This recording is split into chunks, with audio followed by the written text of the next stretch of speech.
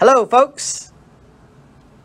This is Matt, and I'm here with Lori, and we are doing the podcast for our C4 Unproject for year 3. Lori, say hi. Hello.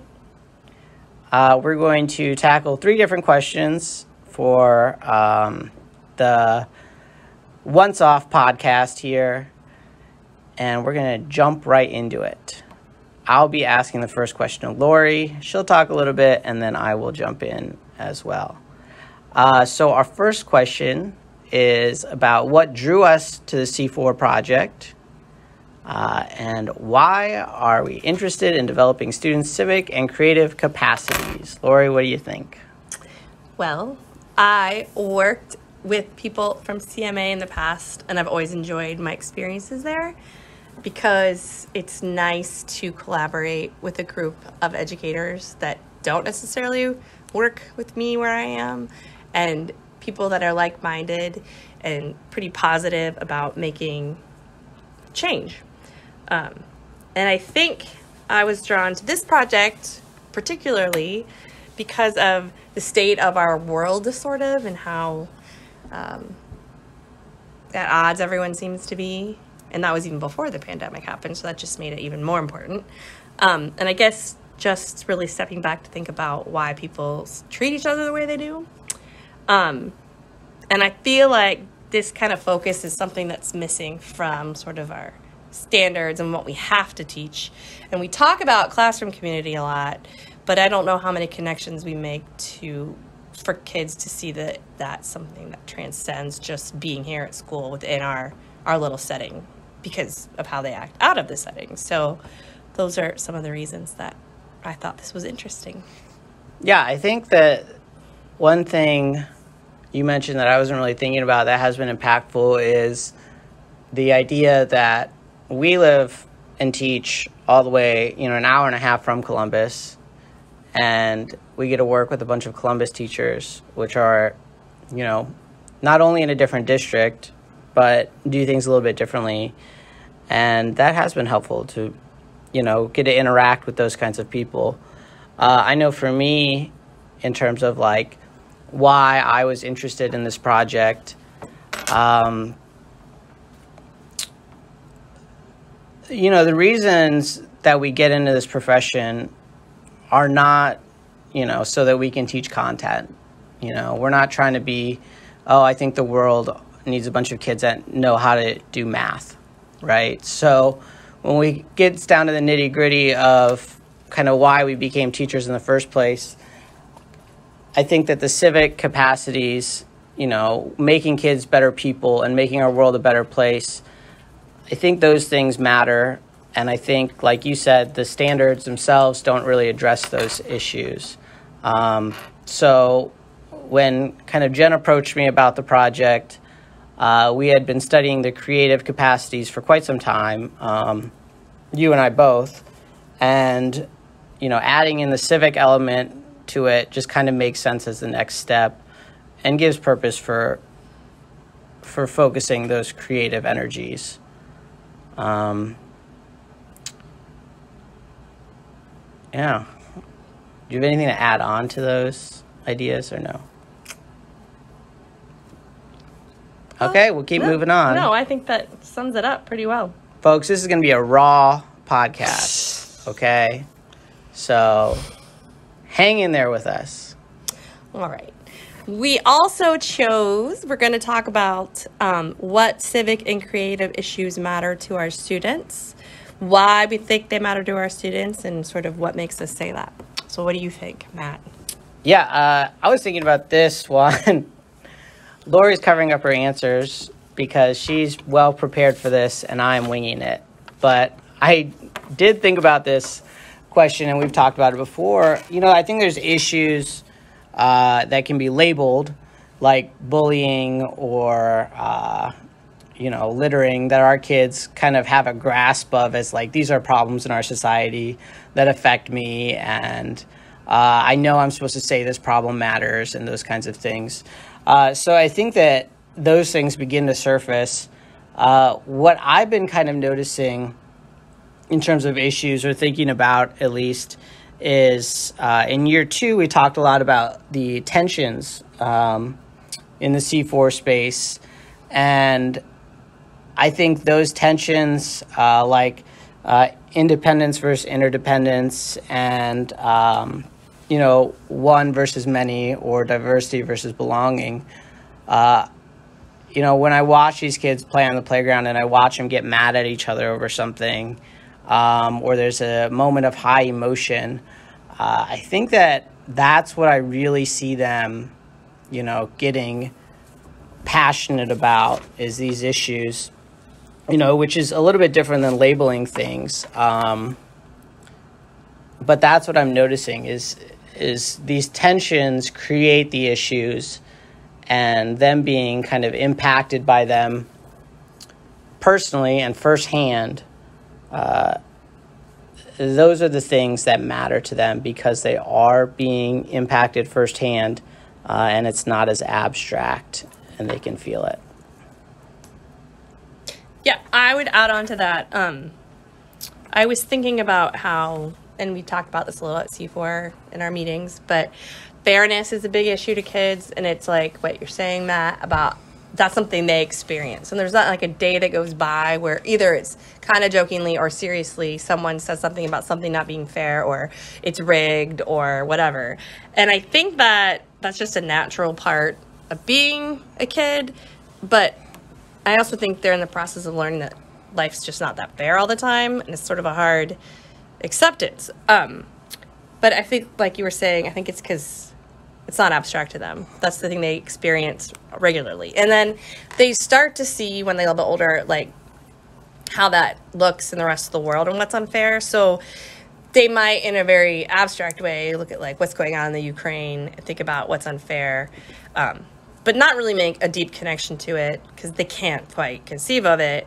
I think, to me, like they're always looking for a sense of justice for them personally, which again is age related. But I think for this C4 work, that maybe there's an action we could be doing as a teacher to like connect it to something bigger. Because I don't know if they connect those dots ever, like by themselves. But they don't see solving, like when they're upset about something that happened to them, necessarily translates to the other thinking versus just thinking about yourself, sort of like the tensions you were talking about, kind of. Another thing that makes me say that is just how much kids desire to engage in that kind of dialogue about their thoughts, because like even if you take a simple statement and switch it into an opportunity for like a mini debate in your classroom, the engagement level is like, it doesn't even matter what the question is. It's like crazy engagement because it gives them voice to say something that they think. And so that's a like subtle thing, but I think that they care about being able to say what their opinion is, no matter what the topic is. So yeah, I was thinking about, like, I've been using these conundrums in my class where basically they offer up 3 different options to solve the same problem, and all the options are viable options. But even in that, like, simple thing, everybody wants their voice to be heard and wants their vote to be counted, even if it's just something silly. So the engagement is richer, and students' ability to kind of, see other perspectives is more enlightened, even though they might not agree with the other perspectives. right. And as I'm speaking, I'm realizing that the people listening to this may not know who we are and what we do. So I just wanted to mention that we work in an elementary school for 2nd through 5th graders. I'm the art teacher, and Lori is the gifted intervention specialist. So she works with all the smarty pants kids. I'm going to add on to what you just said, because I think the debate or having that back and forth, even if they don't agree with the other perspective, they're aware there are other perspectives. And I think that's what happens through all those conversations, is other people don't think like them. I think that's sometimes a new revelation. Yeah, sometimes it blows their mind. Yeah. They're like, how could you think that? And then it offers up the opportunity for the other person to kind of explain their thinking.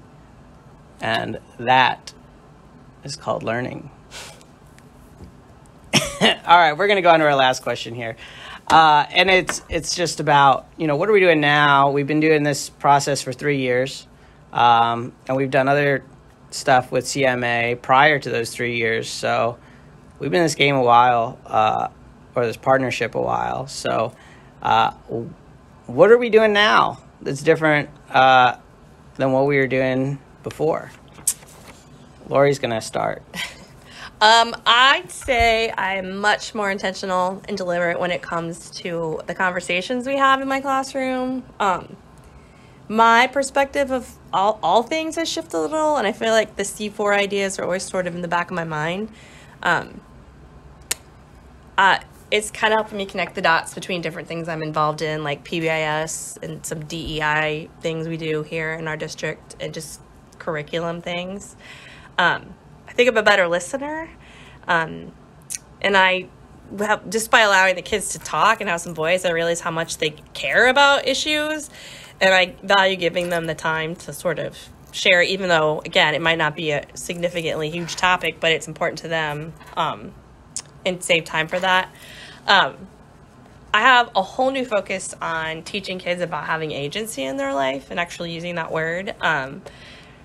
So if I'm having a student misbehaving, I try to involve them in how they're going to solve the problem versus me just deciding the consequence. But, like, it's their problem and my problem, and, like, collectively, how are we going to solve it? During COVID, we talked about, you have to be in charge of your learning because things are crazy. Yeah. And then I'd also add this, that I teach math, so sometimes at the beginning I found it kind of hard to think about how C4 fits into that, but obviously classroom community types of things too. But also, one way we've been able to kind of get to these ideas is through data talks. And whoever's listening, Joel Bowler is a math person who has a really great website, and we've used a lot of the data talk graphs and things from her bank, and also the New York Times, what's going on in this graph sort of data, because it's a lot of those surface around sort of topical civic kind of issues, and just kind of making mathematical observations and conjectures about it has really led to some interesting conversations about civics. And it's been really cool because I wasn't expecting it to go that way. And I don't think I would have even been considering any of this if I hadn't been working on these C4 initiatives. What do you think, Matt? Yeah, I mean, you're talking, one thing you said was just talking about COVID, and obviously COVID wasn't and isn't a great time in our living history. But one thing it does open the door for is a shared experience amongst all the students and staff within a school and the whole world. And so the C4 kind of timing within COVID, helped land a common experience for everybody that was also a civic kind of a civic-centered problem or issue. So I was just thinking about that when you said that. But I think for me, C4 has changed a couple of my practices. I'm always asking students, what makes you say that? I say it at least 30 to 40 times a day with the students, and it's just a simple phrase that really says a lot. I mean, it doesn't overtly challenge a student and say they're wrong or anything like that, and it just asks them to explain their thinking, which is a great concept. I know we've done some work with looking at artwork through various lenses, and that's helped a lot to narrow down the scope of what students are thinking. So we could look at an artwork in general and say, okay, well, what do you think's happening here? What do you think's, why do you think the artist made this work? And then if you ask them to put on kind of a different hat or a different perspective, the learning goes a lot richer. A lot of the thinking routines and strategies we've used in C4, I've incorporated into my room in different formats that are more conducive to my classroom, but have the same kind of central concept.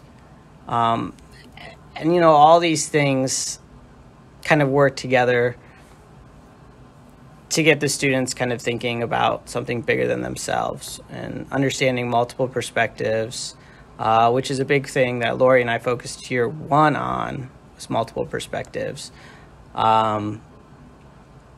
So I guess, how I've been doing this differently than I was 5 years ago is just figuring out how students, like Lori said, can take agency over their ideas and not just share them, but turn them into something that's kind of useful or actionable. Yeah, I guess I'd add on just to see themselves as not a recipient of school, but it's their job, their active role in being a student versus passively collecting whatever we're giving them. Yeah, and I mean, you did some more studies on what their thoughts are for why they go here, and I think that makes a big difference in terms of their attitude coming to school every day after that. Yeah, definitely. And overall, I'd say most of this work and all the different things we tried have just really made me and my students much more critical and reflective thinkers about stuff we normally would have just not even stopped to consider. Yeah, it's given me a different lens through kind of the pandemic, even just thinking about the civic sphere and political sphere of everything going on in the world, and using the C4 framework to kind of look through that lens, to kind of make more sense of some things that maybe I would have struggled through before. It was kind of ironic timing how everything happened there. Yeah, I mean, I'm not saying CMA and C4 planned it that way, but it is quite the coincidence. All right, we're going to shut this thing down. Thank you for listening to our unproject for C4 Year 3. This is Matt signing off. Goodbye.